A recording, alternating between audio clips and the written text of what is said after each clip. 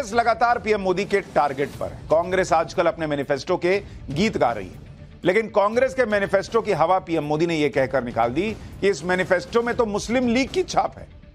BJP ये बात ऐसे आरोपों के आधार पर कह रही है कि 1936 में मुस्लिम लीग का जो मैनिफेस्टो था उसमें कुछ बातें कांग्रेस के मैनिफेस्टो से मेल खाती। जैसे मुस्लिम लीग ने अपने मैनिफेस्टो में शरिया लॉ को प्रोटेक्ट करने का वादा किया था 1936 में, कांग्रेस ने भी अपने मैनिफेस्टो में आजकल वाले में यह दावा किया है कि अल्पसंख्यकों को पहनने, खाने, भाषा और अपने पर्सनल लॉ को चुनने की आजादी होगी। मुस्लिम लीग ने अपने मैनिफेस्टो में बहुसंख्यकवाद के खिलाफ संघर्ष की बात कही थी।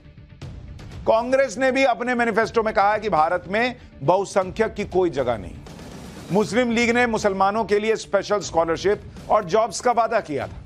कांग्रेस ने अपने मैनिफेस्टो में यह वादा किया है कि विदेशों में पढ़ाई के लिए मौलाना आजाद स्कॉलरशिप को फिर से लागू करेंगे और स्कॉलरशिप की संख्या भी बढ़ाएंगे। अब इसी को लेकर बीजेपी हमलावर है कि जो 1936 में मुस्लिम लीग कर रही थी वही कांग्रेस 2024 में वादे कर रही है। एक बार पीएम मोदी को सुनिए वो कांग्रेस के मैनिफेस्टो पर क्या कह रहे हैं, फिर आगे की बात बताता हूं कि राम मंदिर की एंट्री कैसे हो गई। कांग्रेस तुष्टीकरण के लिए किसी भी हद को पार कर सकती है। कांग्रेस ने जो घोषणा पत्र बनाया है उसमें भी मुस्लिम लीग की छाप है। साथियों, कांग्रेस को आज भी देश के लोगों की जरूरत से कोई लेना देना नहीं है। कांग्रेस के मैनिफेस्टो पर तो पीएम चुन चुनकर हमले कर रहे हैं, साथ ही वो राम मंदिर के उद्घाटन में कांग्रेस के न जाने को भी याद कर रहे हैं। राम मंदिर का जब उद्घाटन हो रहा था तब बहुत लोगों ने कहा था कि कांग्रेस राम मंदिर का न्योता ठुकराकर बहुत बड़ी गलती कर रही है। उस वक्त तो कांग्रेस को समझ में आया नहीं, लेकिन आज चुनाव के वक्त यह कांग्रेस को भारी पड़ जाएगा, क्योंकि पीएम मोदी बार बार इस बात को सबको याद दिला रहे हैं। याद करो कैसे कांग्रेस ने राम मंदिर का न्योता ठुकरा दिया। छत्तीसगढ़ में भगवान राम का ननिहाल भी है, इसलिए बस्तर में पीएम मोदी ने राम मंदिर का जिक्र भी किया। और बस्तर में क्या बोले वो सुनिए, फिर उस सीट की दिलचस्प बात भी बताऊंगा जहां पीएम मोदी आज प्रचार करने गए थे।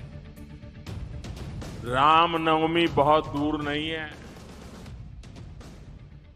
इस बार अयोध्या में हमारे रामलला टेंट में नहीं बल्कि भव्य मंदिर में दर्शन देंगे।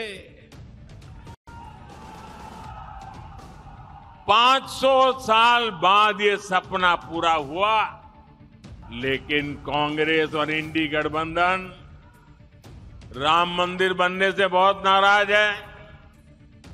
कांग्रेस के शाही परिवार ने राम मंदिर की प्राण प्रतिष्ठा का न्योता ठुकरा दिया।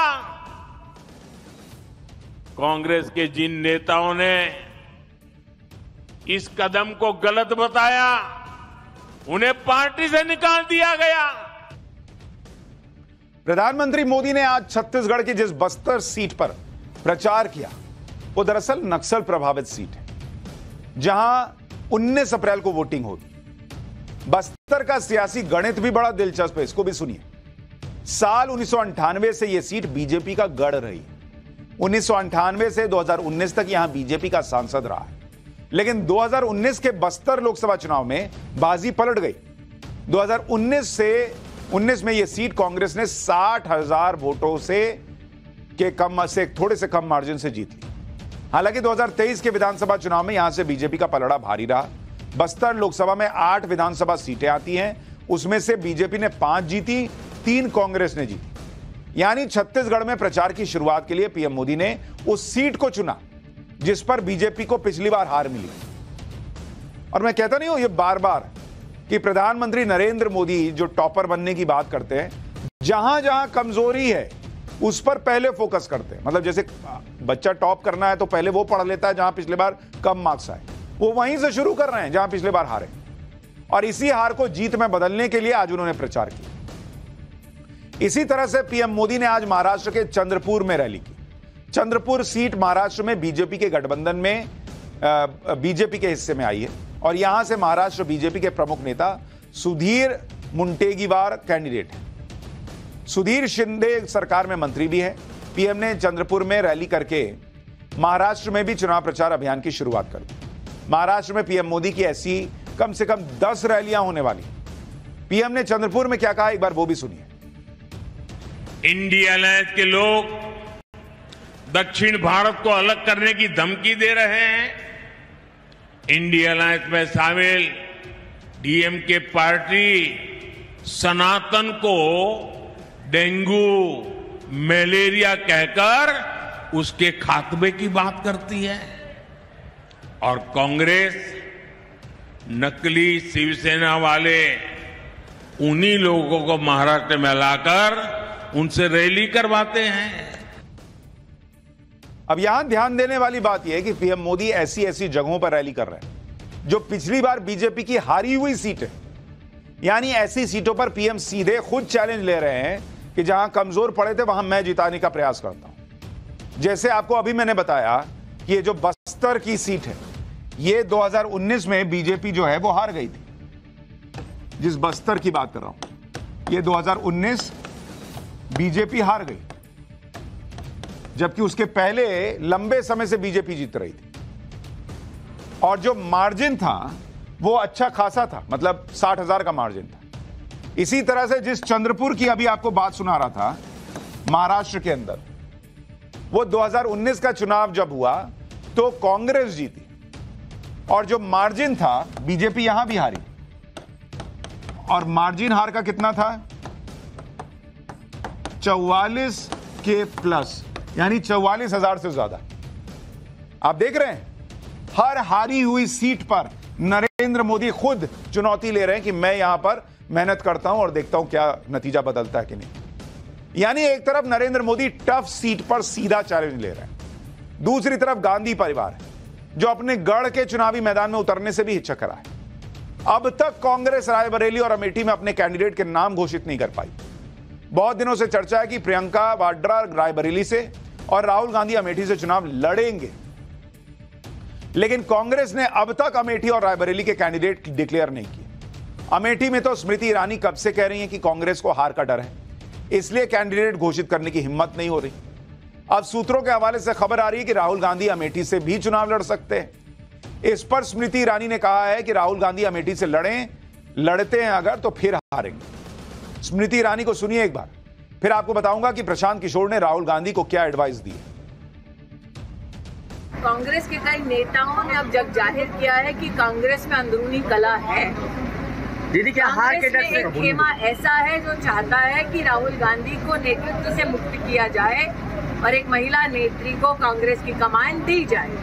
मैं उस खेमे को आश्वस्त करना चाहती हूँ कि आप राहुल गांधी को पुनः अमेठी में हारते देखेंगे। अमेठी और रायबरेली को लेकर कांग्रेस में कैंडिडेट का कंफ्यूजन क्यों हो रहा है, इससे आप अमेठी रायबरेली में जीत हार के मार्जिन से समझें।